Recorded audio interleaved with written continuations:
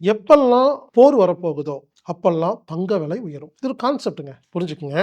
இந்த 3ஆம் உலகப் போரை நடத்துபவர்கள் இலுமினாட்டிகள். இத பத்தி பல வருஷம் பேசியாச்சு. இந்த இலுமினாட்டி கிட்ட நேரடியா வேலை செய்ற நபர்களுக்கு பேர் தான் ஃப்ரீ மேசன்ஸ். இப்படி உலகம் முழுவதும் இந்த ஃப்ரீ மேசன்ஸ் இருக்காங்க. அவங்க பேரோ, புகைப்படமோ உங்களுக்கு யாருக்குமே அது டைரக்ட்டா தெரியாது. அவங்கலாம் ஊர்ல ஒரு பெரிய பத்திரிக்கையோடைய ஒரு முதலாளி, ஒரு கம்பெனி முதலாளி, ஒரு காவல்துறை உயர் அதிகாரி இந்த மாரிலாம் இருப்பாங்க.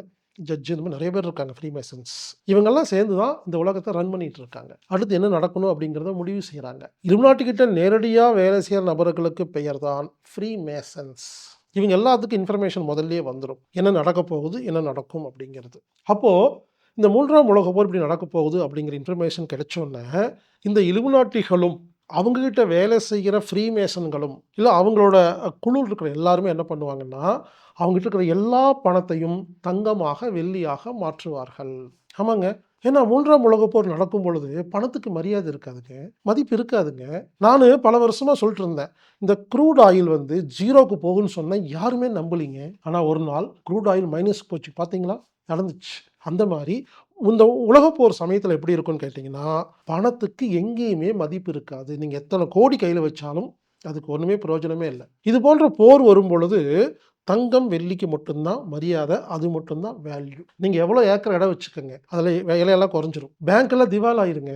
பேங்க்லலாம் பணம் எடுக்க முடியாதுங்க. உலகப் போர் நடக்கும் பொழுது WhatsApp ஒர்க் பண்ணாது. ஃபோன் பேசினா எடுக்க முடியாது. இன்டர்நெட் கனெக்ஷன் இருக்காது.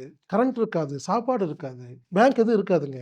நீங்க ஒரு விஷயம் புரிஞ்சுக்கங்க. எல்லா பேங்க்கும், வங்கிகள் பல பேர் நெனச்சுட்டு இருக்கீங்க, வங்கியில பணம் போட்டா ரொம்ப சேஃபா இருக்கலான்னு. ஒரு விஷயம் தெரியுமா? நீங்க வங்கியில எத்தன ரூபா வச்சிருந்தாலும், பேங்க்ல எத்தன கோடி வச்சிருந்தாலும், இது போன்ற உலகப்போர், இயற்கை சீற்றங்கள், டிசாஸ்டர் இந்த மாரி வரும்பொழுது, ஒரு வேள கவர்மெண்ட்டுக்கு பணம் தேவைப்பட்டுச்சுன்னா, பேங்க்ல இருக்கிற எல்லா பணத்தையும் எடுத்துட்டு, ஒரு அக்கவுண்டுக்கு 1,00,000 மட்டும் தான் திருப்பி கொடுப்போம் அப்படிங்கிற ஒரு கண்டிஷன் இருக்கு. இது கேள்விப்பட்டிருக்கீங்களா? அதிகபட்சம். நீங்க 50,00,00,000 வச்சிருந்தாலும் 1,00,000 தான் கிடைக்கும். நீங்க 1,50,000 வச்சிருந்தாலும் 1,00,000 தான் கிடைக்கும். இது ஒரு பேங்க்ல இருக்கிற ஒரு எழுதப்பட்ட ரூல்ஸ்.